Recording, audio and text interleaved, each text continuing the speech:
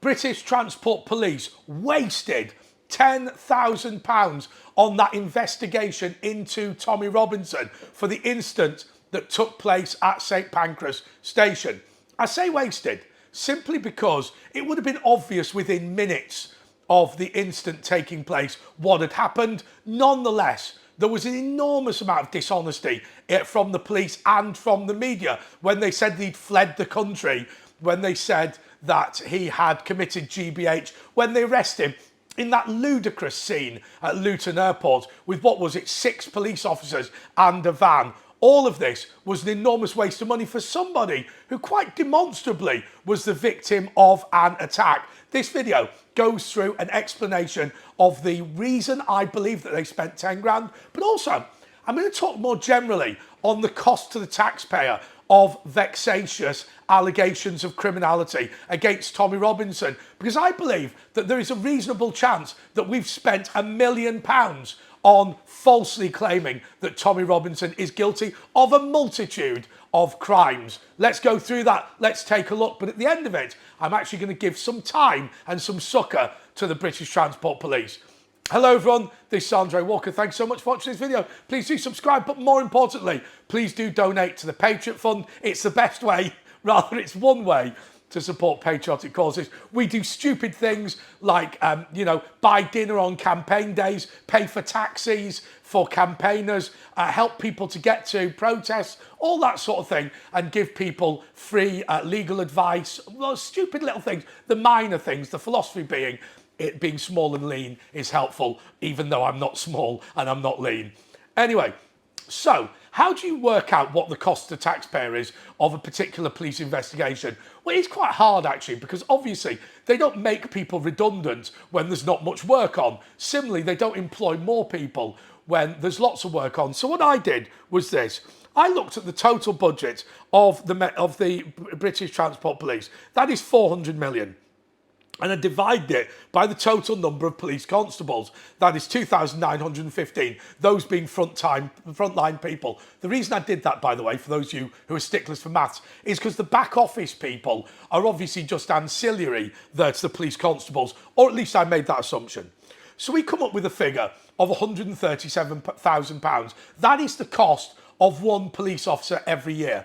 So you think, wow, how's it 137,000? They only get paid about 40 grand. Yeah, but there's employers' NI, there's insurance, which is enormous, there's training costs, there's the enormous costs for those police officers that are very sadly injured or even killed in the line of duty. There's then the cost of the vehicles, the police stations, all that sort of thing.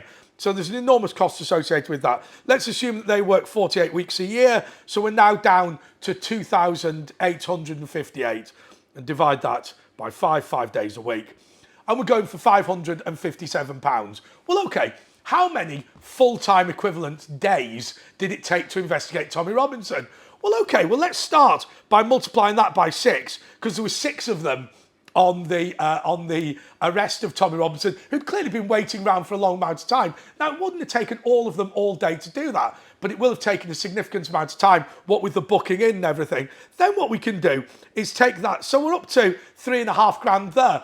Then if you add in the officers to review the CCTV, you're up to 5 grand. Then you have a couple of detectives reviewing it. That may take a day to speak to the CPS and whatever, you're up to 7 grand. Then by the time you've done all the paperwork, press secretaries, all this sort of thing, you've spent £10,000 of taxpayers' money. Now, I'm not against spending £10,000 of taxpayers' money on a police investigation when it's important. But you've got to remember that the CCTV in this case had shown from minute one, or sorry, let's do that again. The CCTV, we assume, says what Tommy Robinson says it shows, rather. The reason I make that point is this, because he says the reason he knocked the guy out, and he admits to knocking the guy out, is the guy attacked him first. Now, if there is no further action in the case, one would assume that that's what the CCTV showed, because if it showed anything else, then they would have charged Tommy Robinson. Do you follow my point, my train of thought?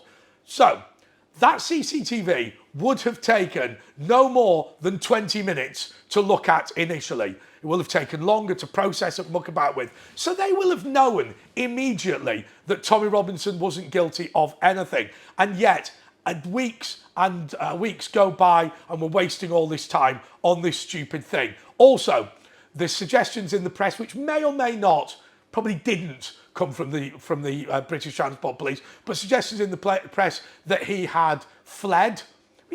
You don't flee under those circumstances. There was no warrant for his arrest, and he got on a plane he'd booked in advance, believing himself to have committed no crime, having later been proved to have committed no crime. You can't flee from justice when you're not guilty of anything, and you're not there's no warrant for your arrest, and you're not wanted in any way. That's just demonstrably stupid. That's only the same as you and me going on holiday tomorrow, which is an important fact. I think that also there was an attempt to show off by having that number of officers at Luton Airport. Obviously, they didn't handcuff him from what I could see on the video. But let's now be nice to the British Transport Police for a minute, shouldn't we? I found, if I'm being honest with you, the British Transport Police to be relatively sensible. Right, had this been the Met, had this been Bedfordshire Police, they'd have found a way of not dropping the charges. They'd have put him on police bail for as long as they could with some sort of stipulation, some sort of terms and conditions, some sort of requirement that stopped him from going to the protest on the 13th of September. Something like he wasn't allowed to associate with other people from the patriotic cause, or he was banned from London, or something like that, just to ensure that he couldn't make it. Now, the British Transport Police, to be fair, concluded that investigation. They shouldn't have had an investigation, but nonetheless, when they did have an investigation, they concluded it very quickly. But then let's think to ourselves about the total cost of the Tommy Robinson situation. How many investigations has he been under? Well, I always complain about the fact that at the same time as he was being raided approximately once a month by Bedfordshire Police, and by the way, I've not done the maths on Bedfordshire Police, but a TSG group, a territorial support group, to search a house, that's going to cost £5,000 for a start. So we're doing one of those a month, £6,000 a year.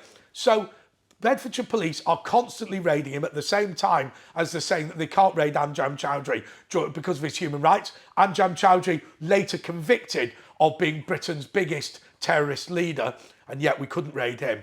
But then the cost of that, so we're on £6,000, we're on, what was it? We're on £6,000 anyway, a month. Then we're going on to that per year. The numbers just go out and become absolutely huge, to the extent that I believe that we've spent £1 million on false investigations into Tommy Robinson. Then the stuff that the intelligence services have done would be even higher. Millions and millions and millions of pounds chucked down the toilet on Tommy Robinson to just pay for, frankly, trying to bully somebody that people politically disagree with. Now, where somebody's guilty of a crime, somebody's guilty of a crime. But I will say that when you're talking about harassing somebody at the taxpayer's expense, that is wholly unacceptable. Thank you so much for watching this video. Please do donate to the Patriot Fund. We're going to get that monthly message out ASAP, but we only know who you are if you make a donation and you give me your email below, which is how you do it